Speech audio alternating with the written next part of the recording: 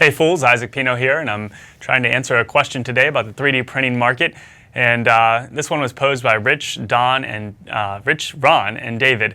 And it's a give us a foolish take on 3D systems. And so to start to answer this question, 3D systems is obviously the forerunner in the market of 3D printing. But you really have to look at the industry as a whole. And so I would take a glance at the risk reward that each of these companies really poses. And there's three major public ones right now. So let's say 3D systems is right over here.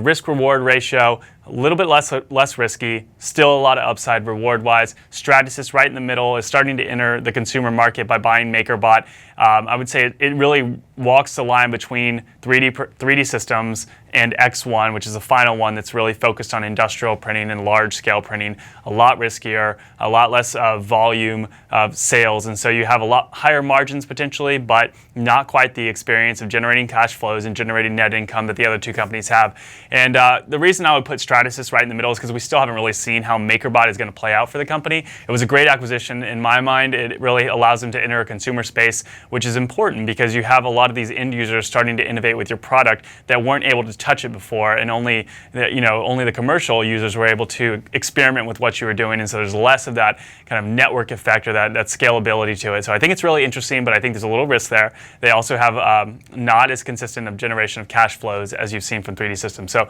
I would say the risk reward is leaning towards investing in 3D systems, but perhaps hedging your bet with another small investment in Stratasys, and who knows, maybe these two companies can both compete. Fast-growing industry, a lot of opportunity. There's no reason that it's mutually exclusive and one of them is going to lose out and one's going to take the lion's share of the pie. So I would look at those two companies first, 3D Systems, Stratasys, X1. I think time will tell whether this can really gain traction, whether they can broaden their product portfolio like the other companies have done. Still an interesting target, and it's up like 90% during the year. So worth a look, but I think you ought to know a little bit more about 3D printing, perhaps be really deeply ingrained in the knowledge that goes behind these industrial printers if you want to invest in X1 at this point. So I'm giving an endorsement of 3D Systems and Stratasys. Realize these are volatile stocks, they're risky stocks, but the payoff could be huge. Buy in thirds over time and look for like a 5-10 year time horizon. I think you'll do well.